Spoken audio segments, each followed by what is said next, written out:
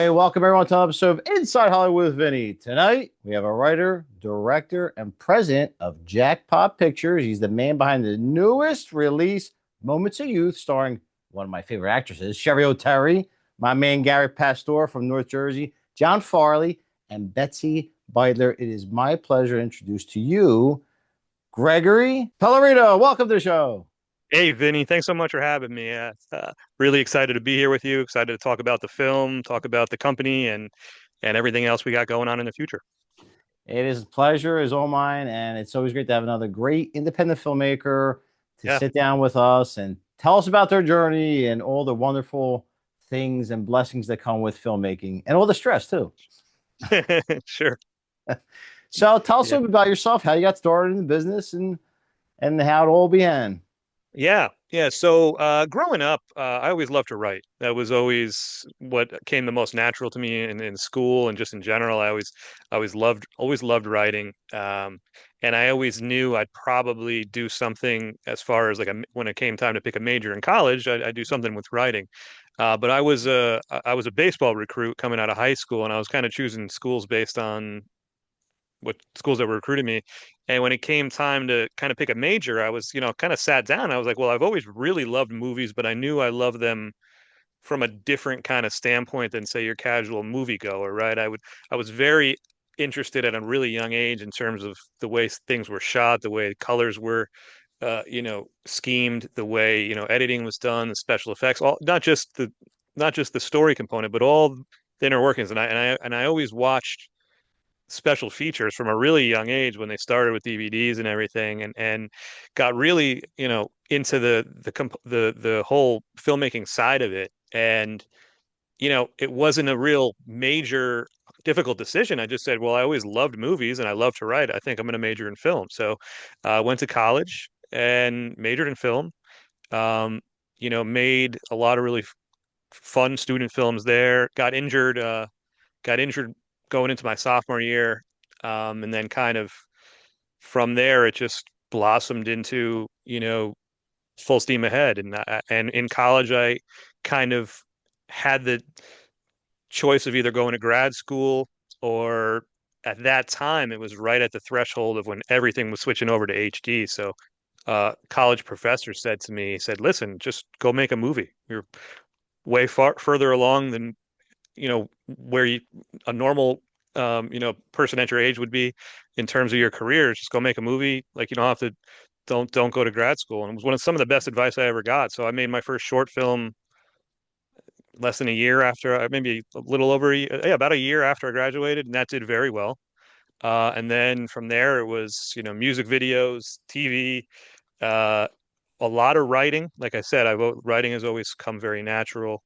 Um, got hired to adapt a couple novels into screenplays, a lot of my own writing, and then ultimately leading me here to Moments of Youth, which has been just a joy all around from when we started filming all the way through this whole marketing push that we're doing. That the world has really embraced the film so much. I'm incredibly proud of it, and how it's all come together.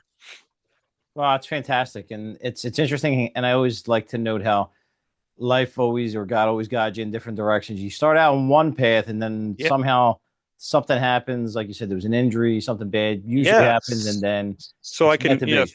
yeah, I can actually, I've told this story a couple of times, but you said as far as God goes, I came home the night I got injured, and I was really upset when I found, well, not that I got injured, the day I found out that my career was basically over.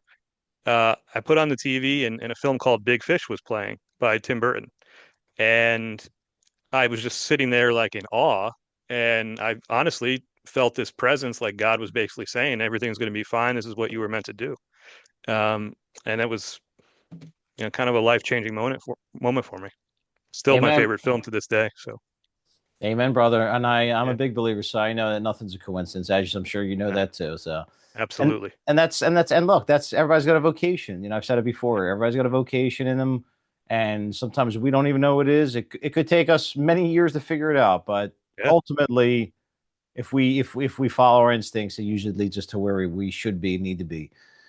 yeah, And moments of 100%. youth. I mean, let's talk a little bit about that. I mean, Cher Sure. Terry mentioned I love her. She's not just a wonderful actress. I mean, the amazing work she's done, a whole body of work. And I really enjoyed. I have to plug my friend Monique in Pagliazzo, who's a filmmaker. She did a wonderful short movie here in South Philly itself with Hmm. Cher Terry and Al Oh, cool. Sapienza called Turkey's Done, which is fantastic. Turkey's done. That sounds good. It's really good, and Yeah. so that's where I also even fell more in love with her. But she's a fantastic person, Yeah.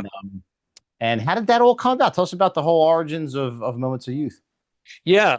So I had written the script a couple months before COVID hit, and I had written it to be set down in Myrtle Beach. But then the lockdown hit. Didn't really know what was going to happen in the world at that time, so I rewrote it to be shot here in Connecticut, where I live. And as we were, during the main couple months of the lockdown, my company and the other producers, we kind of put everything in motion to make it. And the goal was once everything opened up, we would, go right into production. Because I didn't know what the regulations in any other state were going to be. You remember, everything was so up in the air at that time, but I knew what Connecticut was going to be. So I knew that I could rework it to be able to be shot in the areas and the locations in the state that I knew that we could go to right away. So we cast throughout the lockdown and into the summer of 2021. And then we started filming fall of 2021, and then uh, Omicron hit. So we then had to film more in 22 and then more in 23, and we finally finished production in 24. And then then was the festival circuit, and we've been in 35 festivals around the world, and we've won 40 awards. And film was acquired in 2025, like in March of 2025, April of 2025, by Buffalo 8, and we released this past January on Amazon. And it's been a wonderful ride all the way through.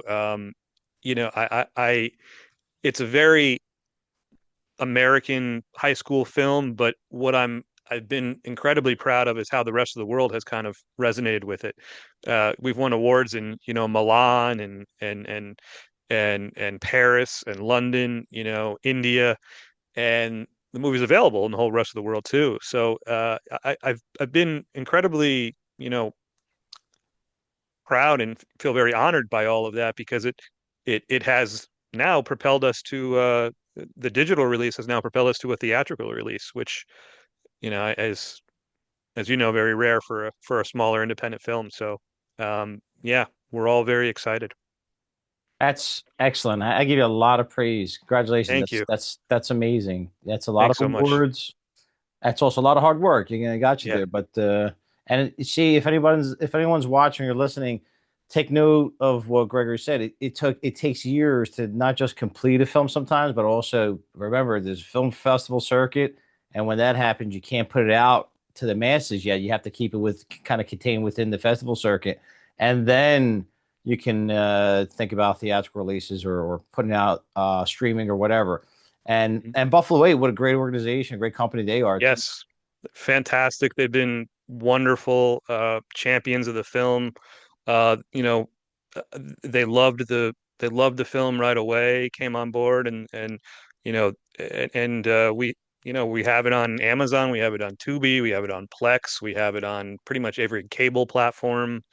Uh, it's and now uh, something like I said, I'm just incredibly proud of the theatrical component, because it's rare to get that. And Yeah, really uh, love working with everybody there. They're a wonderful studio.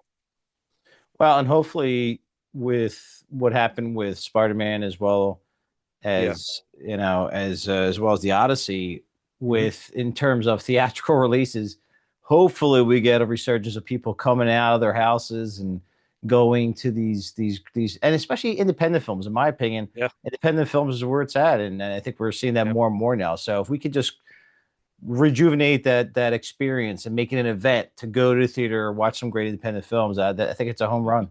Yeah, I can speak to that. I 100%, I think, the bigger films, everybody loves watching them. That's great.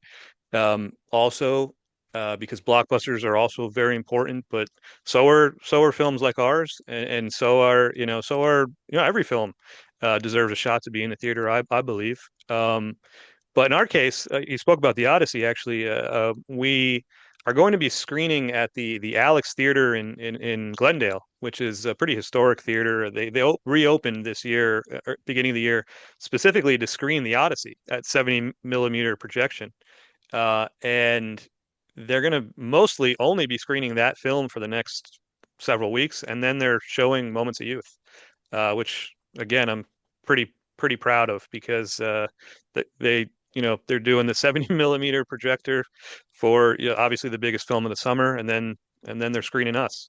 So I think that just shows you kind of like what you said. Hopefully, there's a resurgence in indies getting into the theaters, like with the case with us. I think a good film should always find a home for as many people to be able to see it as possible, and whether that's streaming, theater, whatever it is. But you can't you can't replicate the experience in a theater. Is what I believe. I remember when we premiered at Festival of Cinema NYC in August just about a year ago, and it was the first time I ever watched it on the big screen. Everything up until then had been like while editing and stuff. So just me seeing it like the thousand or so times that I had already seen it, watching it, up on the big screen. There's so much texture that you don't see on any television or any computer, no matter what the pixelation is or what the quality is or what the resolution is.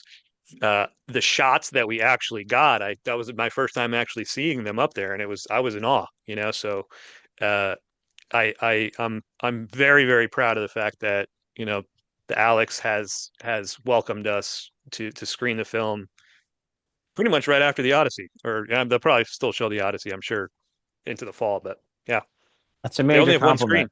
Only have one screen there. That's it. Just That's one a, screen with that's a major 1,300 seats. compliment. Thank It's a you. testament to your film, man. That's a beautiful thing. Thank you so much. Yeah, Really appreciate it. congrats. Thank you. Yeah, I agree with that because when I short film that I did called Washington Avenue, which is free on my YouTube channel, Inside Hollywood with Vinnie. Um, when I first saw it on the big screen, because so used to seeing it in very small ways, Right? Yeah. it was Yeah. like, And wow, this small is pieces, this. right? You've seen Yeah, scene by scene too. Yeah. yeah. And you're like, geez, I hope it looks good when it's up there. And yeah, man, I was pretty excited. So it's a great Yeah, I feeling. bet. That's Yeah. great. Very All right, exciting. It's very so Greg, tell me how it was working with talent such as our wonderful friend Cher Terry. Sure. So Sherry, John Farley, Gary Pastor, and Betsy Bidler all worked with some of our other producers on a couple other films, and they suggested all four of them to me, as well as Peyton Hughes, who's wonderful too in the film. She plays Crystal. All five of them were suggested by some of our other producers, and they sent them the script. All of them read it and loved the script and came on board. Sherry was just a absolute joy to work with. She came with so many great ideas that we talked beforehand, a couple days before she left, and then the day before we were filming, her and Gary and I met because Gary plays her husband in the film, and we kind of worked out some other cool little nuances between the two of them and their relationship. And Sherry would have these little like short little snippets that she would tack onto the end of the lines that she would suggest to me, and some of them are just so funny. Particularly, she was telling a story about she tacked onto it, and she goes, "Oh no, we laugh, I pee," and she has a very thick Greek accent in the film, so it was so funny. And she tacked on like a bunch of those. Gary came with such a cool take on the role, like everybody's favorite football coach.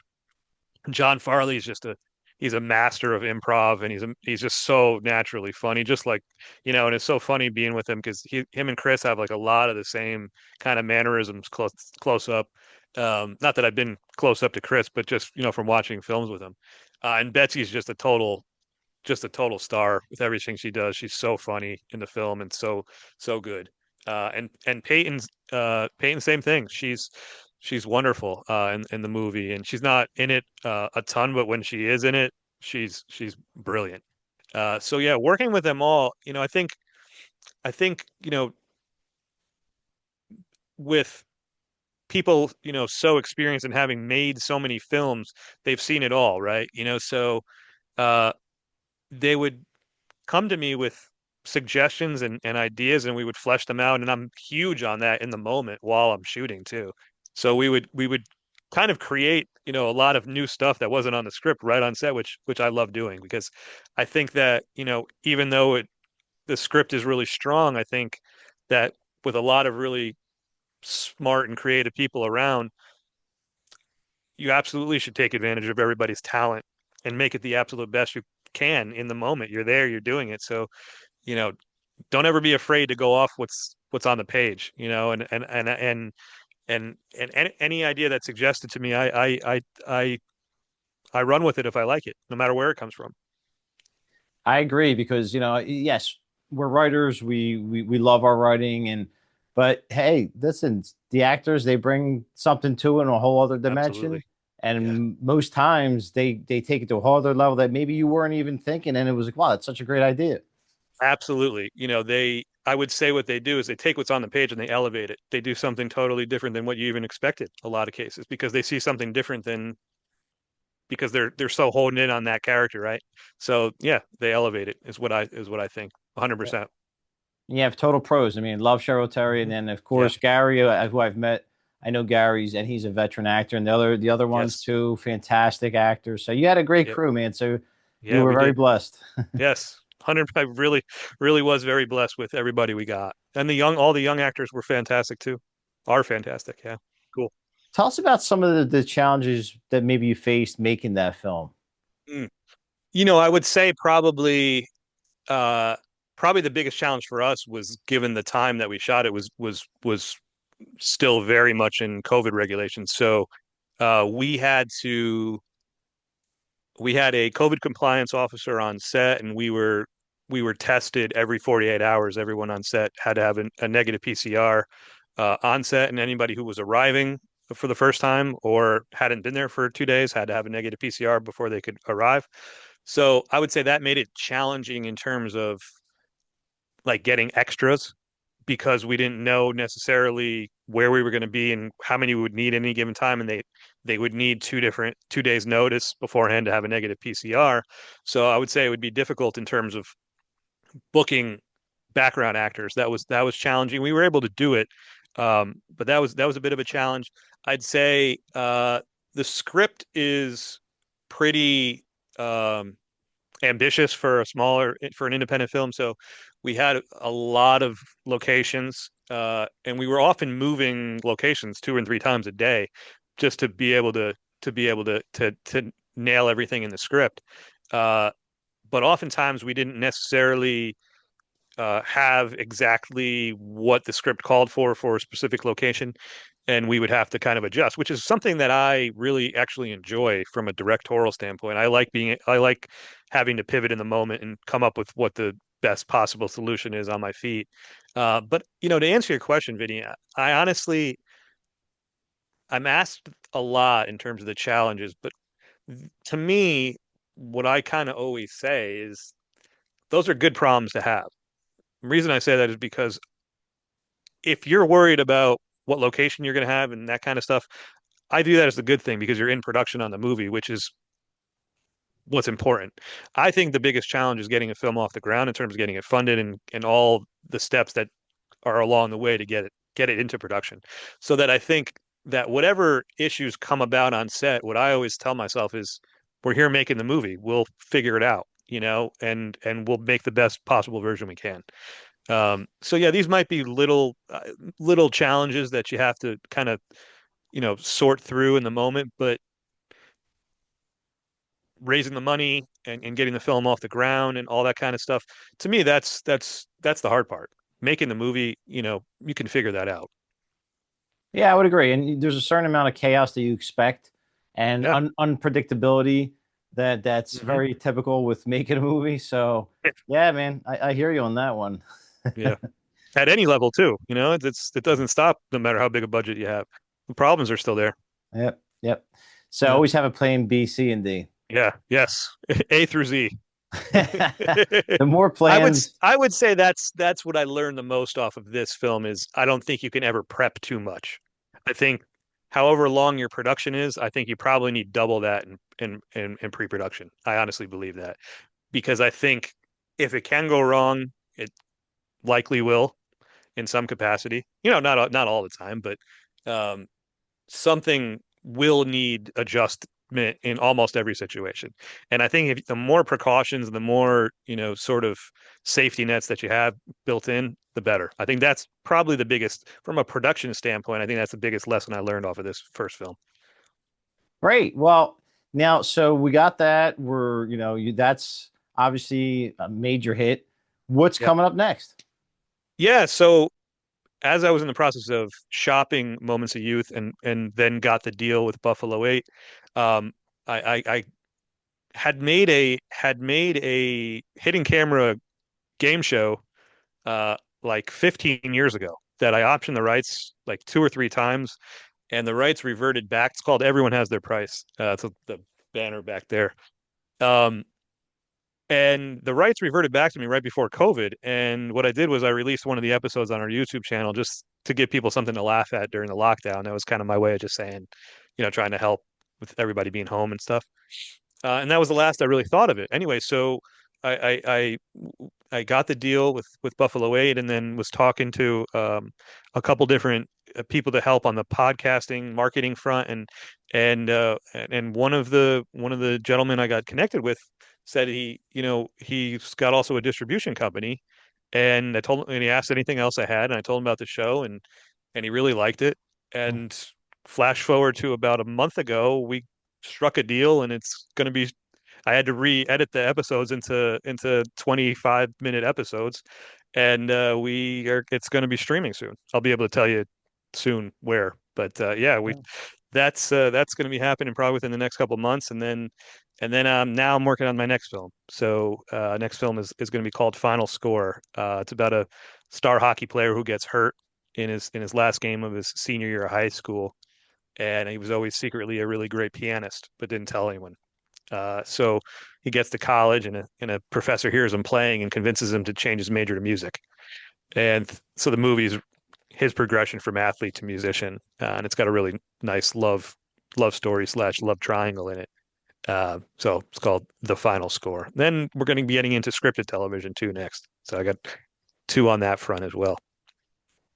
Well, Gregory, you're a very lazy man. Let me tell you. I don't know if everybody's already told you that.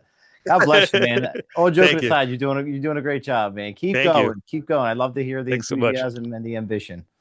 Thanks so much. Appreciate it. All right. Well, look, anybody who's listening to this or watching this, please Yeah. make sure, as I say repeatedly, that we are supporting Gregory and all his work. We will provide links, so make sure that you're following, watching the movies, Moments of Youth, and everything else that he's doing. Make sure you leave those great reviews, as we always do. And if you're listening, I'm available on all podcasts out there, all the lovely channels that are out there. So please make sure you're following, supporting me. And Greg, any last words for the gang out there? Yeah, just I guess I would like to just say thanks to you, Vinny, for having me on. Having these platforms to talk about the film, it's been wonderful because uh, it allows us to reach an audience that we might not have otherwise, and just our conversations leading up to this, just how much support you've given the film and us in general, and I appreciate that so much, and everybody out there who's been watching the film and supporting it. And then, like I said, the screening coming up in Glendale is going to be in on September 10th. So anybody in the LA area would love to see you there too.